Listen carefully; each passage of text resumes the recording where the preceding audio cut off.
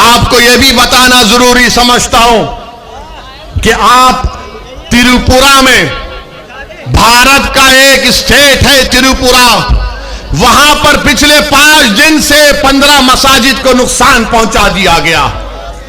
15 मसाजिद को नुकसान पहुंचा दिया गया, बाज मसाजिद को जला भी दिया गया। ये कहां गए मोदी जी? कहां गए अमित शाह? कहां गए सबका साथ, सबका विकास, सबका विश्वास?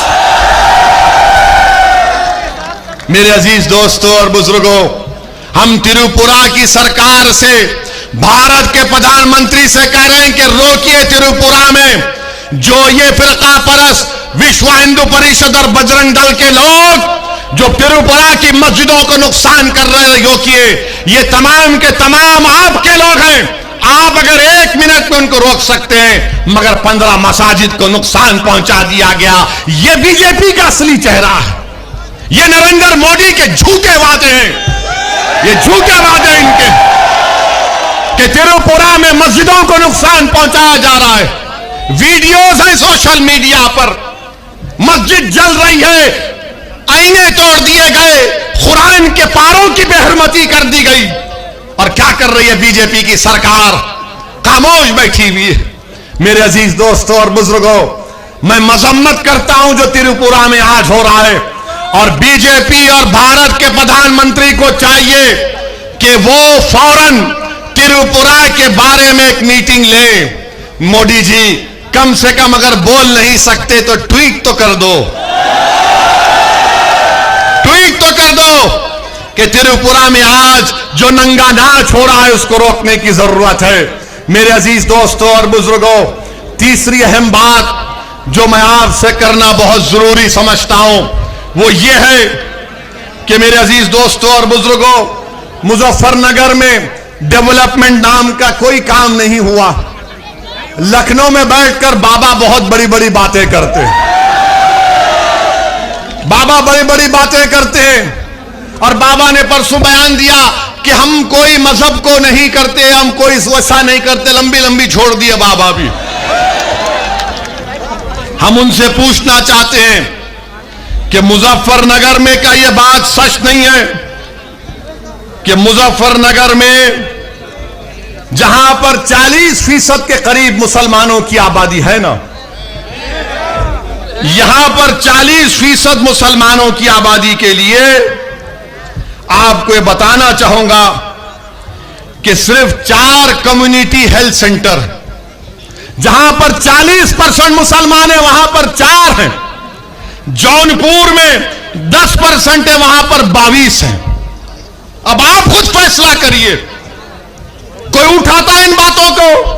कम्युनिटी हेल्थ केयर सेंटर की जरूरत है, मगर इस पर कोई बात ही नहीं होती।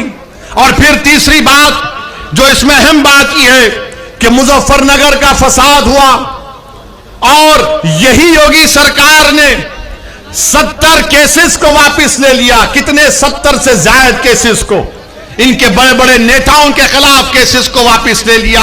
इनका एक एमएलए है विक्रम सैनी, कठौली का, बीजेपी का एमएलए, जिसको कोर्ट ने बरी कर दिया। किस बुनियाद पर कि इसके खिलाफ एविडेंस नहीं है? क्या सरकार का काम नहीं है कि उसके खिलाफ अपील की जाए? अपील नहीं होनी चाहिए, अपील होनी चाहिए, मगर बीजेपी की सरकार अपील नहीं करती, केसेस को वापस ले लिया जाता है। मेरे अजीज दोस्तों और बुजुर्गों, वहीं पर मैं आपको यह भी बताना जरूरी समझता हूं कि आप देखते हैं कि आप मोदी जी आए कल या 2 दिन पहले आकर उत्तर प्रदेश में 6 या 7 मेडिकल कॉलेज का इफ्तिताह किया। मगर हम मोदी जी से, योगी से पूछना चाहते हैं, सत्ता में तो आप है ना, 5 साल में आपने क्या किया? आपको जानकर हैरत होगी कि आयुष्मान भारत का जो बजट है वो कितना इस्तेमाल हुआ, कितना इस्तेमाल हुआ आयुष्मान भारत बजट का? उसका चंद फीसद भी इससे इस्तेमाल नहीं होता है। मेरे अजीज दोस्तों और बुजुर्गों, ये नाइंसाफियों के खात्मे के लिए, आपकी एक आजाद सियासी आवाज के लिए मैं आपसे अपील करने आया हूं कि मजलिस इत्तेहादुल मुस्लिमीन के हक में अपने वोट का इस्तेमाल करिए।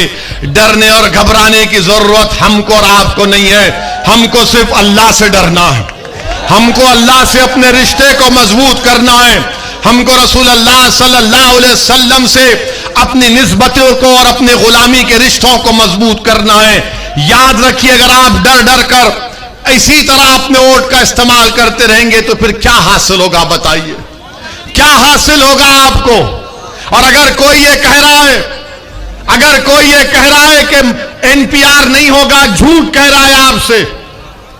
आज हिंदू अखबार में भारत की एक मायनाज जर्नलिस्ट है विजेता सिंह की रिपोर्ट पढ़िए, जिसमें कहा गया कि मोदी सरकार सेंसस के साथ एनआरसी और एनपीआर करेगी।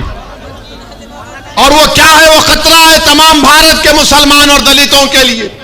सेंसस के साथ एनपीआर होगा, एनआरसी होगा और उसमें सवालात पूछे जाएंगे कि बताओ तुम्हारे मां बाप कहां पैदा हुए थे, बताओ उनका बर्थ सर्टिफिकेट क्या है, बताओ तुम्हारी मादरी जबान क्या है। यह क्यों पूछा जा रहा है आपको मालूम? जब लिस्ट बन जाएगी तो तहसील ऑफिस में एक लिस्ट लगाई जाएगी कि देखो इसमें असदुद्दीन ओवैसी का नाम है, और वो तहसीलदार के पास कोई भी जाकर ये ऑब्जेक्शन डाल सकता है कि असदुद्दीन ओवैसी भारत का नागरिक नहीं है, मैं ऑब्जेक्शन करता हूं इसकी शहरियत पर। तो मुझे अपनी शहरियत को साबित करना पड़ेगा। यह काम बीजेपी करने जा रही है, इसकी आवाज कोई नहीं उठाएगा। और लोग पूछेंगे तुमने क्या किया तेलंगाना में?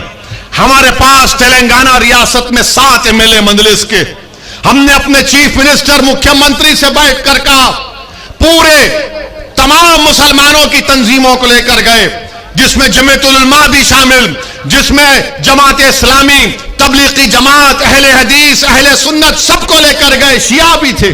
सबको ले जाकर हमने चीफ मिनिस्टर से कहा कि आप सेंसस करेंगे, एनपीआर नहीं करेंगे। चीफ मिनिस्टर ने तय खून दिया तो हमने कहा तय खून की कोई अहमियत नहीं है, असेंबली में खड़े होकर दो।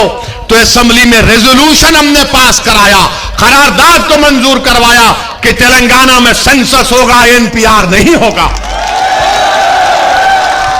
यह आपकी ताकत होती है। लोग बोलते हैं कि तुम्हारे पास 7 एमएलए हैं, तुम क्या कर सकते? हमको मंत्री संतरी बनने का शौक नहीं है, मुझे मंत्री बनने का शौक नहीं है। मुझे आपको इंसाफ दिलाने से मतलब है, मुझे गरीब मुसलमानों को इंसाफ दिलाने से मतलब है। आपने सबको वोट डाला, कोई संतरी बना, कोई विधायक बना, कोई मंत्री बना, कोई ऊंचा चला गया, मगर इतना ऊंचा गया कि जिसने उसको ऊंचाई पर पहुंचाया उनको ही भूल गया। मेरे अजीज दोस्तों और बुजुर्गों, ये मोदी सरकार सेंसस के साथ ये हरकत करना चाहती है। हम मोदी सरकार को बताना चाह रहे हैं कि अगर एनपीआर होगा मोदी जी, तो खुदा की कसम असदुद्दीन ओवैसी मुजफ्फरनगर आकर एहतजाज करेगा इंशाअल्लाह। हम खामोश नहीं बैठेंगे।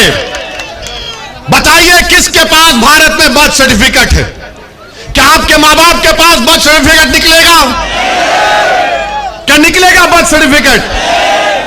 वो यूपी का बच्चा है जो इंदौर गया, इंदौर मध्य प्रदेश में गया, उसका नाम तस्लीम था, चूड़ियां बेच रहा था, तो उसको मारा गया कि तू कुछ और हरकत कर रहा है। तो उसको जेल में क्यों डाल दिया गया मालूम आपको? अब तक 3 हफ्ते से तस्लीम जेल में है, कोई गलती नहीं है। गलती सिर्फ उसके आधार कार्ड में एक नाम की गलती है, तो कहा गया तेरा आधार कार्ड झूठा है। और तस्लीम पिछले 3 हफ्ते से मध्य प्रदेश की जेल में है। मेरे अजीज दोस्तों और बुजुर्गों, याद रखो ये आने वाले असेंबली के चुनाव हमारे लिए बहुत अहम है। अगर आप अपनी क़यादत को मजबूत करेंगे, अगर आप अपनी आवाज को मजबूत करेंगे, तो कोई लड़ने वाला होगा आपके लिए।